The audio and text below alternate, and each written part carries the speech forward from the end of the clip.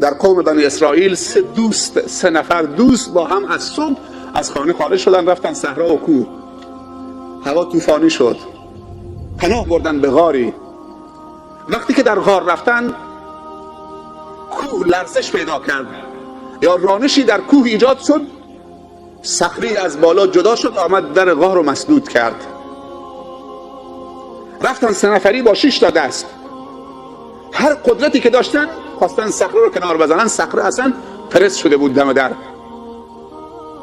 نشستن 3 نفری، گفتن مرگ ما حتمیه، موبایل که نیست، وسیله ارتباطی هیچی نیست، هوام طوفانی و بارندگی، ما هم تو این غار دارم مسدود شده، مردم از ما خبر ندارن،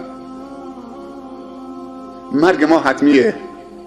فکر کردن به این نتیجه رسیدن. 3 نفری با هم مشورت کردن، گفتن تنها کسی که میتونه ما را نجات بده از این هلاکت فقط خودشه، وگرنه کسی از ما ارتباط نداره و خبر نداره و اطلاع نداره. گفتن چه کاری بکنیم که اونو راضی بکنیم؟ توسل دوم، توسل به اعمال صالح خود انسان. بس 3 نفری با هم فکر کردن، به همدیگر گفتن که هر کدوم از ما فکر بکنه در گذشته عمرش چه عملی خالصاً برای خدا انجام داده، دور از چشم مردم، نه به خاطر ریا و شهرت و سمعه، فقط به خاطر خدا. فکر کردن، تو پرونده 40-50 سالشون ورق زدن، تو ذهنشون نه اونجا خود نماز ریایی خوندن، اونجا صدقه دادم که مردم بگن فلانی صدقه داده، اونجا تو نمیدونم اونجا همش اینا، تا رسید نفر اول به یک نقطه. وقتی به اون نقطه رسید گفت پیدا کردم. خیلی ها ازش گذشتن چون خالص به خاطر خدا نبود، ولی یک نقطهش میدونم که 100% از دل خودم خبر دارم که به خاطر خدا بود. گفت چیه؟ گفت اینه. بلند شد از کنار اون 2 نفر رفت نشست، خیلی متواضعانه دست بلند کرد، گفت بارالها من پدر و مادر پیری داشتم. خوب دقت بکنید، بارالها من پدر و مادر پیری داشتم و گله گاو و شتر و گوسفند داشتم، عیالوارم بودم، بچه داشتم، هر روز میرفتم گله رو میبردم صحرا، شیر رو میدوشیدم میآوردم، قبل از این که به بچه هام بدم اول به پدر و مادر پیرم میدادم تا اونها بخورن بنوشن از من راضی باشن، بعد به بچه ها و فرزندانم میدادم. تا اینکه یکی از روزها رفتم صحرا دنبال گله، وقتی آمدم که شب شده، هوا خیلی تاریک شده، مقداری از شب گذشته، بچه ها گرسنه‌ان، همه گریه میکنن. شیر تو دستم آوردم، دویدم به طرف پدر و مادرم که هر 2 تا خواب رفتن، انتظار کشیدن، خواب رفتن. بچه هم فریاد میزنن، گریه میکنن بابا شیر بده. من همینطور لیوان شیر یا اون ظرف شیر رو تو دستم گرفتم، ایستادم، به بچه هم ندادم که اول پدر و مادرم راضی بکنم. و این 2 تا همجور تو خواب بودن، بیدار نشدن تا وقت سحر بیدار شدن که من ایستادم سر پا، ظرفم تو دست منه. بعد گفتم بابا شیر بگیر، مادر شیر بگیر بخور. گفت پسرم تو ایستادی؟ گفت معذرت میخوام، وقت من آمدم شما خواب بودید، شیرتون رو بگیرید بخورید. خوردن، تشکر کردن. گفت بارالها اگر احترام به پدر و مادر، خدمت پدر و مادر، نیکی به پدر و مادر، احسان به پدر و مادر، رضای پدر و مادر رضای توست و خدمت به اونها رضای توست و دستور توست، تو دستور دادی که من به پدر و مادرم اکرام بکنم، احترام بکنم. خدایا اگر این کار رو من به خاطر رضای تو کردم، مشکل ما رو حل بفرما. هنوز دستش پایین نیامده بود که صخره جابجا شد. پیامبر صلی الله علیه و سلم در حدیث دیگر میفرمایند پله منبر رو میشمرد، گفت آمین آمین آمین. 3 تا آمین گفت، 3 تا پله منبر که رفت بالا. صحابه تعجب کردن این 3 تا آمین مال چیه؟ جواب داد اولین آمینی که گفتم جبرئیل آمد، گفت ای رسول خدا صلی الله علیه و سلم، از رحمت خدا به دور باد، محروم باد کسی که پدرش یا مادرش یا پدر و مادرش در حیات باشن، سبب آمرزیده شدن گناهان اون پسر نباشن. و این پدر و مادر از دنیا ناراضی از فرزندان از دنیا برن و فرزندانشان در حیاتشان آمرزش از خدا نگیرن به وسیله پدر و مادر. یعنی پیامبر میفرمایند صلی الله علیه و سلم پدر و مادر وسیله است که انسان بتواند از خدا آمرزش بگیره. ولی پدر و مادر رفتن، این فرزند آمرزیده نشد. بگو آمین. گفتم آمین. و علما میگویند دعای پدر و مادر در حق فرزند، دعای خیرش مثل دعای نبی در حق امتش هست. و نفرین پدر و مادرم نفرین خطرناکی است و امروزه اکثر جوانان از پدر و مادرشون بیزارند، زود از پدر و مادرشون سیر میشوند. هنوز پدر و مادر جوانند، افتاده نشدن سیر شدن. مادر 40 ساله 50 ساله، خدا نکنه که مریض بشه، افتاده بشه. خانه سالمندان، مردایی هستن که به خاطر زن جوانشان مادر پیرشون رو در بدر کردن، چون زنش گفته یا من تو این خانه یا این مادر پیر خرفتید. گفته تو باشید کدبانوی خانه من، چراغ خانه من. این مادر پیر یه جای جاش میشه. تو سالمندا تعبیرش میدیم. ماهی 30,000 تومان به سالمندا میدم. نفر دوم بلند شد، یادش آورد تو پرونده گذشتهش، رفت نشست، دو زانو دست بلند کرد، گفت خدایا من دخترعمویی داشتم، دنبال دخترعمو بودم که به حرام تمکین من بشود، نه در حلال خدا. دنبال دخترعمو بودم که به حرام، در حرام تسلیم من بشود. ولی دخترعمو مؤمن بود.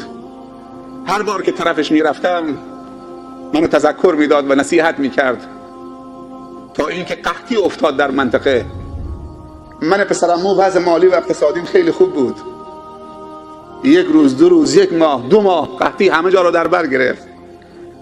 دخترعمویی که سالهای سال دنبالش بودم که تسلیم من بشه، تسلیم نمیشد، از خدا میترسید. یه روزی در خانه من زد، در باز کردم که دخترعموست. گفت پسرعمو میدانی قحطی شده، خدا به تو مال داده، امکانات داده، یه مقداری از اون امکانات در اختیار من بگذار تا بتونم خودم از مرگ نجات بدم. پسرعمو در منتهای بیرحمی گفت من در اختیار تو قرار میدم به همون شرط قبلی که خودتو تمکین من بکنید.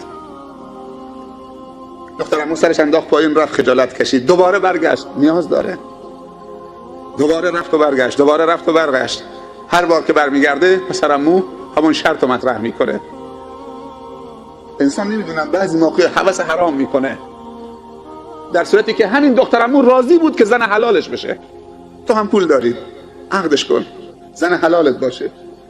چی لزومی داره که هی بگی شرط داری؟ کافیه که یک صیغه خونده بشه، زن حلالت میشه. ولی شیطان نمیذاره که صیغه خونده بشه. تا اینکه بعد از چند بار رفتن آمدن دخترعمو تسلیم شد.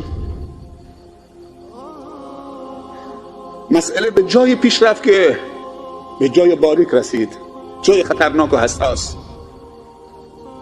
قبل از اینکه دامان عفیف و پاک دامن دخترعمو آلوده بشه توسط پسرعمو، دخترعمو فریاد زد. اونجایی که دیگه کار میخواست به نقطه صفر رسید، دخترعمو احساس خطر کرد، دوباره فریاد زد، یا ابن العم اتق الله ولا تحد الخاتم الا بحقها. ای پسرعمو از خدا بترس، اتق الله، و این کار رو انجام نده مگر با حقش. حقش یعنی صیغه عقد شرعی باید خونده بشه، حلال. خوب دقت بکنن برادرها که پسرعمو سالهای سال دنبال دخترعمو بوده و حرام محاله که به چنین جایی برسه بتونه ترک حرام بکنه. اما همین کلمه اتق الله یا ابن العم، از خدا بترس پسرعمو، همین کلمه سبب شد که دل پسرعمو را برارزاند و خدا ترسی را در پسرعمو ایجاد کند. پسرعمو بلند شد. فاصله پسرعمو تا زنا کمتر از 1 ثانیه بود. فقط همین کلمه اتق الله نجاتش داد. پسرعمو از اون حالت سخت بلند شد، لباسشو پوشید، کلید خزینش دست دخترعمو داد، گفت این ملک مال توست، هر چی میخوای برو استفاده کن. خدایا منو ببخش. اگر این دخترعمو نمیگفت اتق الله، چه فاجعه‌ای رخ میداد. بعد پسرعمو درسش میلرزونه، اینطوری میگه خدایا اگر من از اون صحنه خیلی سخت فقط به خاطر کلمه اتق الله بلند شدم، خدایا مشکل ما رو حل بفرما. هنوز دستش پایین نیاورده بود که صخره تکون خورد، مقداری کنار رفت. سرشون رو بیرون میکنن ولی خودشون نمیتونن بیرون بشن. نفر دوم بلند شد نشست، نفر سوم آمد، گفت پروردگارا چند سال پیش اجیری کارگری آمد در خانه من، کارگری کرد. بعد از چند روز کارگری آمدم مزدشو بدم، گفت مزد من پیش تو بماند، میرم بر میگردم به عنوان امانت. رفت 1 سال 2 سال 3 سال 4 سال، چند سال طول کشید. این شخصی که صاحب کار بود و امانتدار بود اون مال رو در تجارت انداخت و روز به روز مال اون کارگر رو هی افزایش میداد، هی زیاد میکرد امانتداری که از اون مال کم نشه. بعد از چند سال دید که شخصی ناشناخته آمد، نمیشناختش، چهرهش عوض شده بود، خیلی وقت گذشته بود. در زد، رفت در خانه، سلام علیکم. علیکم السلام. منو میشناسی؟ یادم نمیاد. چند سال پیش من کارگر تو بودم، اجیر بودم، دستمزدم پیش تو موند به عنوان امانت. گفتم میرم بر میگردم. اتفاق زمان و دنیا سبب شد که من چند سال تأخیر بکنم. من آمدم دنبال اجرتم، دنبال حق کارگریم و امانتم. گفت خیلی خوش آمدید. دستش گرفت، گفت این گله گاو مال توست، این شترا مال توست، این گوسفندا مال توست، این اموال مال توست. گفت برادر از من مسخره میکنید؟ من که مبلغ کمی در حد 3 روز 4 روز کارگری پیش تو گذاشتم، اینا از کجا آمده؟ گفت باور بکن که اینا مال توست. روزی که تو رفتی من فکر کردم که اگر این بگذارم روز به روز ارزشش کم میشود. تو تجارت انداختم، خرید و فروش کردم، مالت امروز شده به این گله. این همه رشد کرده، زاد و ولد کرده، همش مال خودته. باور بکن که مال خودته. اونم کوتاهی نکرد، هرچی مال و اموال داشت به سینه انداخت، هرچی مالهای دیگه داشت بر اون چارپایان هم کرد، به سینه انداخت و رفت. نگفت پس این 1 گاو و این 10 تا سکه مزد این همه خدمات و زحمات تو که در مال من تلاش کردی که مال من این همه رشد بکنه.